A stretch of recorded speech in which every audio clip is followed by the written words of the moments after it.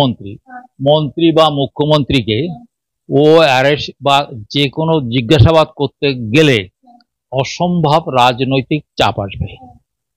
যে এই কেসে একটি মাত্র অপরাধী এবং তাকে দিয়ে চার্জশিট করা হচ্ছে, সেইটা যদি আমাকে দেখতে হয় তাহলে বুঝবো আমি যে 15-16 বছর যে সিবিআইতে কাজ করেছিলাম সেই সিবিআই মরে গেছে। তার যে ক্ষত হয়েছে, আঘাত করা হয়েছে তাকে, সে তখন জীবিত ছিল। এই যে যিনি পোস্টমর্টম করেছেন তারা লিখেছে all the injuries are antemortem shows evidence of vital reactions। তার মানে কি মৃত্যুর আগে তাকে ক্ষত করা হয়েছে। তার মানে কি আগে খুন হয়েছে তারপরে ক্ষত হয় নাই। এটা খুব গুরুত্বপূর্ণ ব্যাপার। বিশেষ করে আমি দর্শকদের কথা বলছি যে আপনি ধরে একদম দেখুন লিখছে যে তারা মৃত্যুর আগে তাকে ক্ষত করা হয়েছে এবং ক্ষতটা সে মাথার থেকে আরম্ভ করে পা পর্যন্ত অনেকগুলো ক্ষত এবং সব রক্ত বেরিয়েছে। তার মানে এবং সূক্ষ্ম এখানে বড় একটা মানে ড্যাগার নিয়ে ইত্যাদি নিয়ে এমন কিছু হয়নি। তার মানে খুব সূক্ষ্ম। এই সূক্ষ্ম ব্যাপারটা কারা করে? এ তো ডাক্তাররা করে। আর ধর্ষণ কে করেছে তাদের মধ্যে থেকে? এই ডাক্তারদের মধ্যে হোক বা অন্য কোনো লোক, ওই বা এই যে সঞ্জয়কে অ্যারেস্ট করে সেও হোক, সেও নাও হতে পারে, অথবা তাকে দিয়ে করানো হয়েছে তাও হতে পারে। কে যাবে ডেড বডিকে মানে দর্শন করতে? এ তো খারাপ মানুষ ছাড়া তো হয় না রে বাবা। এটা গুরুত্বপূর্ণ তথ্য এসছে। আগের বার তারা বলছেন যে একটা ভয়ঙ্কর, কেঁপে উঠেছেন ওনারা। এবার বলছেন গুরুত্ব পথে চলেছে, অতএব সেই পথে তারা চলুক। যদি ঠিক পথ না হয় তাহলে এই সুপ্রিম কোর্ট বলতো তোমাদের পথ ঠিক নাই। এই যদি ঠিক পথে তদন্ত না করতে তাহলে সুপ্রিম কোর্ট ও কথা বলতেন না যে তারা তদন্ত চালিয়ে নিয়ে যাক। তার মানে কি ঠিক পথে তারা চলছে, তাহলে তা না হলে এই মন্তব্য তারা করতেন না। প্রধান বিচারপতি এই কথা বলতেন না। তাহলে এই মহিলা কিছু একটা বলেছে যেটা ওর নিজে আঘাত লেগেছে যে এ তো আমাকে সর্বনাশ করবে, অতএব একে শায়েস্তা করতে হবে। চশমা প্রথম হচ্ছে কি যে কোনো কেউ ঘুমোতে যায় সাধারণভাবে আমরা সবাই চশমা খুলে রাখি। আমি নিজে কলেজ লাইফ থেকে আমার এই চশমা, তা আমি সবসময় কিন্তু ওই পড়াশোনাও করি চশমা দিয়ে, আর লিখতে থাকি। শুয়ে লিখি, আমি শুয়ে লিখতে থাকি, কিন্তু তাতে চশমা নষ্ট হয়, কেন চাপ পড়ে যায় চশমার উপরে। কিন্তু কেউই ঘুমোতে যাবে চশমা নিয়ে এ হতে পারে না। 1 নম্বর সে উত্তর আমি দিয়ে দিলাম। উনি তাই বলছেন কেউ চশমা নিয়ে কি ঘুমোতে গিয়েছিল? তার যাই। এইবার ওই লোকটি যদি ওখানে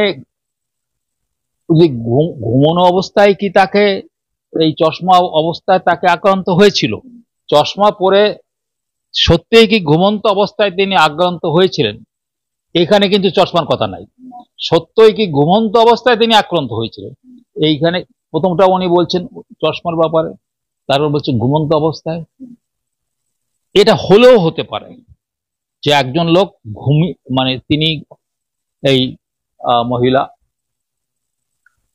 সে হয়তো ঘুমিয়েছিল ওখানে, তো সে বলছে তো ওইখানে ঘুমিয়েছিল সে, তখন তো আক্রমণ হতে পারে।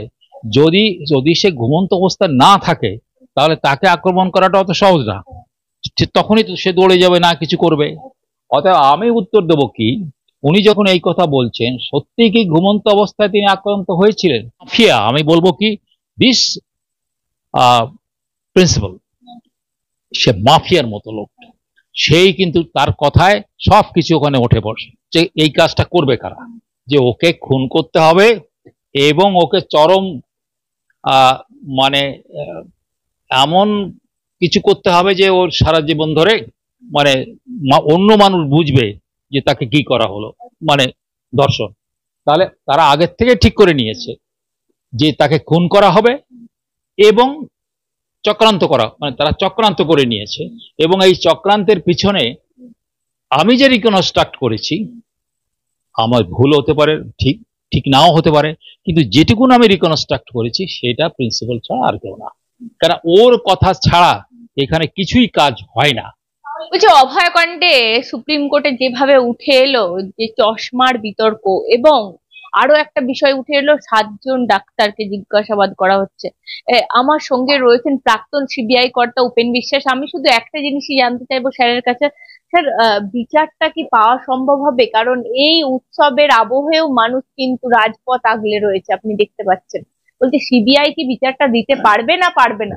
দেখুন, একটা প্রথমেই আমি দর্শকদেরকে বলতে চাই যে বিচার কথাটা আপনারা এই স্লোগান যে দেওয়া হয়েছে, আগে তো তদন্ত হবে, তদন্ত হয়ে পরে কি হয় সবাই আমরা জানি, করে একটা চার্জশিট সাবমিট করে যে এই আমি পেয়েছি।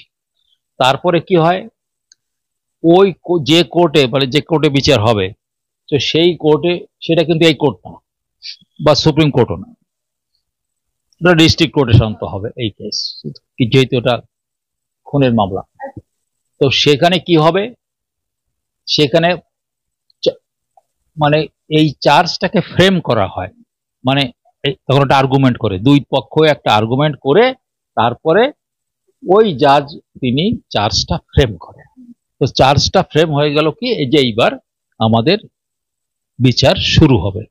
এইবার পরের থেকে হচ্ছে এক একজন করে সাক্ষী আসবে, সেই সাক্ষী বলবে, সেই সাক্ষীকে না না এইবার কথাটা হচ্ছে যে সিবিআই যদি ঠিক পথে তদন্ত না করত, তাহলে সুপ্রিম কোর্ট ও কথা বলতেন না যে তারা তদন্ত চালিয়ে নিয়ে যাক। তার মানে কি ঠিক পথে তারা চলছে, তাহলে তা না হলে এই মন্তব্য তারা করতেন না, প্রধান বিচারপতি এই কথা বলতেন না। তাহলে আমি বলবো কি দর্শকদের কাছে এবং যারা যারা যারা আমাদের কথা শুনছেন বা দেখছেন, যে আপনাদের কোনো চিন্তা করার কথা নাই, তা না হলে এই কথাটা ভালো করে বুঝতে হবে। দেখুন, ওই দিনের যা যা মানে আলোচনা হয়েছে তার মধ্যে এইটাই হচ্ছে সবচেয়ে বড় কথা, যে এই তদন্তটা তারা গুরুত্বপূর্ণ তথ্য পেয়েছে কিনা, মানে এভিডেন্স পেয়েছে কিনা, প্রমাণ পেয়েছে কিনা। তাহলে সে প্রমাণ পেয়েছে, তাহলে প্রমাণটা তো একেবারে বড় করে থাকে না, ছোট্ট করে থাকে। তারপরে তদন্ত করে করে করে করে তাকে বাড়াতে হয়, তার ডালপালা থাকে, আর কে করেছে, কেমন করে করেছে ইত্যাদি বাড়ে। অর্থাৎ আমরা খুব, মানে ধরুন যদি এটা অন্যভাবে থাকতো যে তোমরা কি করেছো, তাহলে তো আমাদের খুবই নৈরাশ্যের ব্যাপার হতো। তাহলে আমার বলতে হবে প্রথম দর্শকদের কাছে যে নৈরাশ্য হওয়ার কোনো কারণ নাই, আর এটা তাড়াতাড়ি একদিনে হয় না।